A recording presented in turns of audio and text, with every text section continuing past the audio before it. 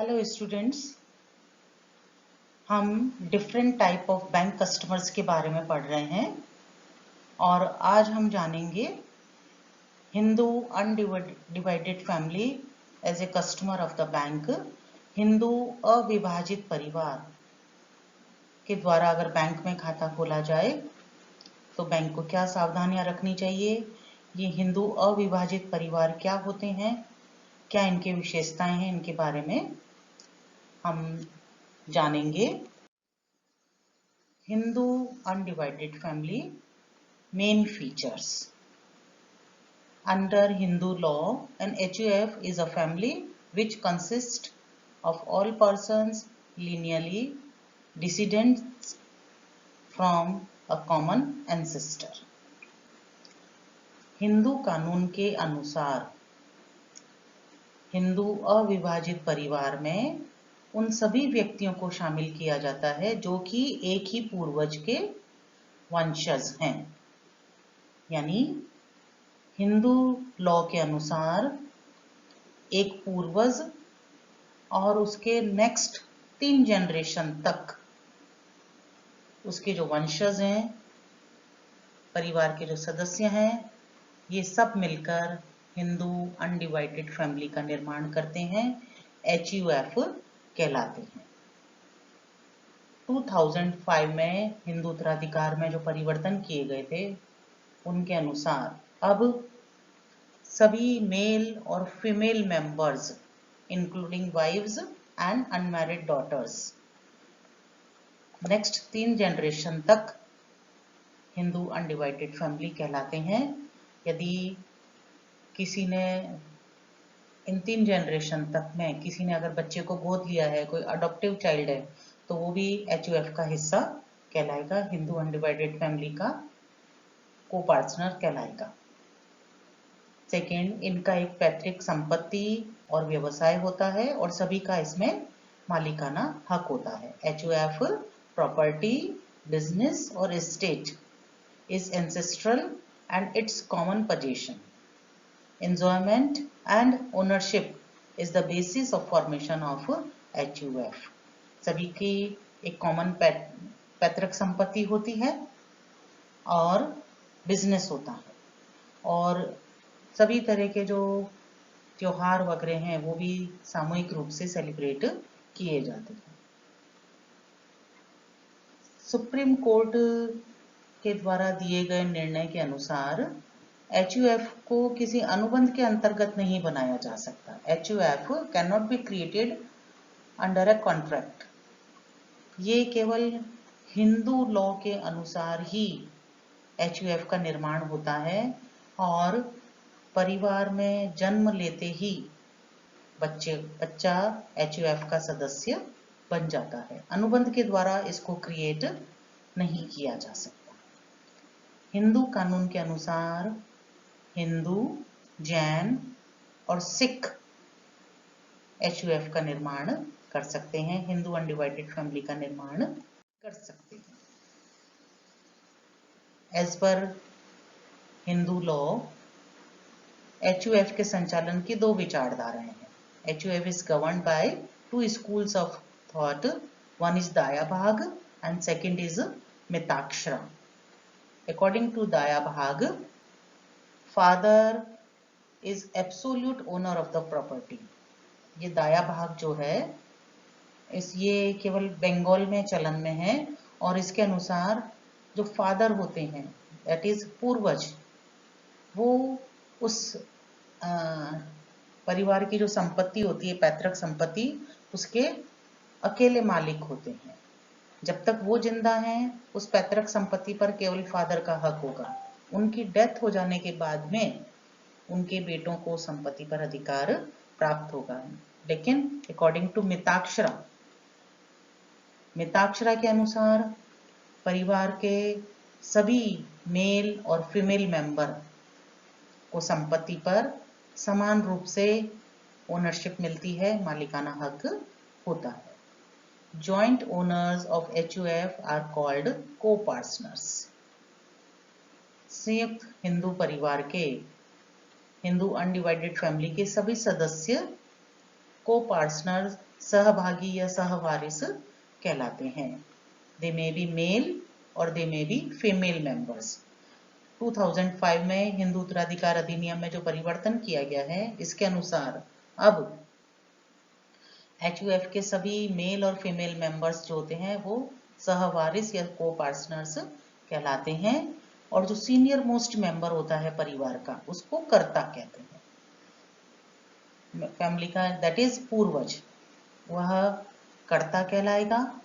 और कर्ता को क्या पावर दी गई है कि वह कर्ता अकेला HUF का जो पैतृक संपत्ति है, जो पैतृक बिजनेस है, वो अकेला उस व्यवसाय को संचालित कर सकता है।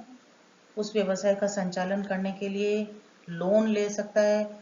He can raise loans, can execute documents, create charge on behalf of the family for family business.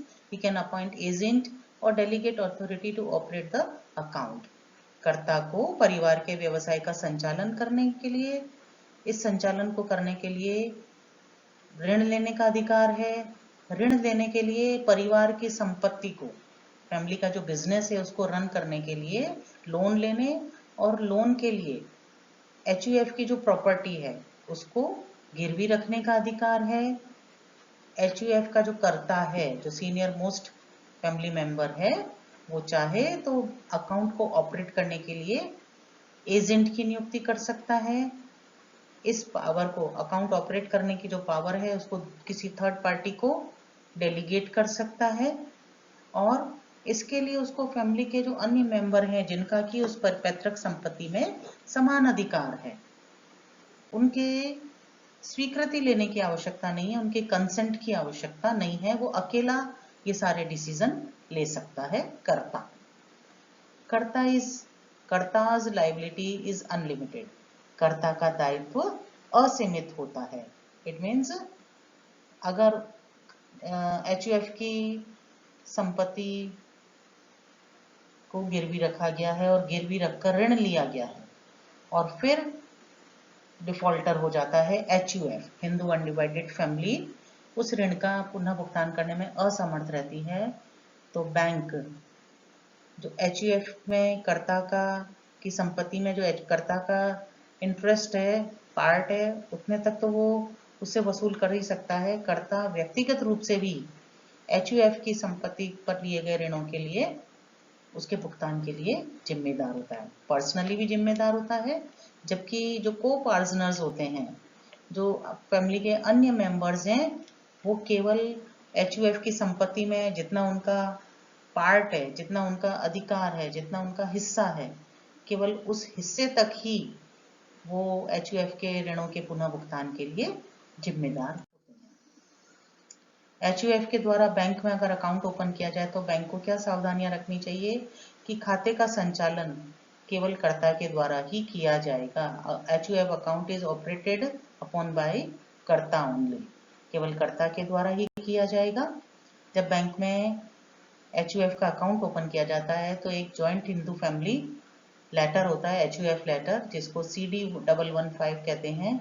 ये बैंक को HUF के कर्ता और जितने भी फैमिली मेंबर्स हैं, जो को पार्टनर्स हैं, उनसे साइन करवा लेना चाहिए, ताकि अगर HUF अपने ऋणों का पुनर्भुगतान करने में असमर्थ रहता है तो बैंक जो को पार्टनर्स हैं उनको भी पर्सनली इस लोन्स के रीपेमेंट के लिए वो जिम्मेदार बना सके। Bank should take signature of all major co partner on loan documents to make them personally liable for repayment of loan. Next, bank को कर्ता और सभी सहभागियों के KYC दस्तावेज प्राप्त कर लेने चाहिए। Bank should obtain KYC documents of कर्ता एंड ऑल को पार्टनर्स, और वो क्या है कि पैन कार्ड ले लेना चाहिए सभी का, कर्ता और को पार्टनर्स का, आधार कार्ड है, उनके फोटोग्राफ प्राप्त कर लेने चाहिए। इसके अतिरिक्त HUF जो इनकम टैक्स डिपार्टमेंट है वो हिंदू अनडिवाइडेड फैमिली का के नाम से अलग से, क्योंकि एक पैन कार्ड इशू करता है, क्योंकि HUF को इनकम टैक्स डिपार्टमेंट के अनुसार एक अलग से लीगल एंटिटी माना जाता है। उनके जो सदस्य होते हैं परिवार के उनसे अलग। इसलिए इनकम टैक्स डिपार्टमेंट HUF के नाम से अलग से पैन कार्ड इशू करता है। तो HUF का पैन कार्ड, कर्ता का पैन कार्ड, को पार्टनर्स होते हैं उनका पैन कार्ड और उनके फोटोज प्राप्त कर लेने चाहिए बैंक को। यदि फैमिली के जो हिंदू अनडिवाइडेड फैमिली है उसके किसी को पार्टनर की डेथ हो जाती है, सहभागी की मृत्यु हो जाती है, तो इससे HUF के अस्तित्व पर कोई प्रभाव नहीं पड़ेगा, HUF डिसॉल्व नहीं होती है। लेकिन यदि कर्ता की डेथ हो जाए या वो इंसॉल्वेंट हो जाए या वो पागल हो जाए, दिवालिया हो जाए या पागल हो जाए, तो उस स्थिति में जो नेक्स्ट वरिष्ठतम सीनियर मोस्ट मेल मेंबर होता है फैमिली का, वो HUF का कर्ता बन जाएगा। इंडिया में अब संयुक्त हिंदू परिवार, जॉइंट हिंदू फैमिली जो है, इनका कॉन्सेप्ट धीरे धीरे खत्म हो जा रहा है। लेकिन आयकर विभाग के द्वारा HUF को करों में अलग से छूट प्रदान की जाती है। HUF पर आयकर की वही दरें लागू होती हैं जो कि एक व्यक्तिगत खाते पर लागू होती हैं। लेकिन यदि परिवार के सदस्य मिलकर HUF का निर्माण कर लेते हैं तो फिर उनको टैक्स में आयकर विभाग के द्वारा अनेक प्रकार की छूट प्रदान की गई हैं। Thank you.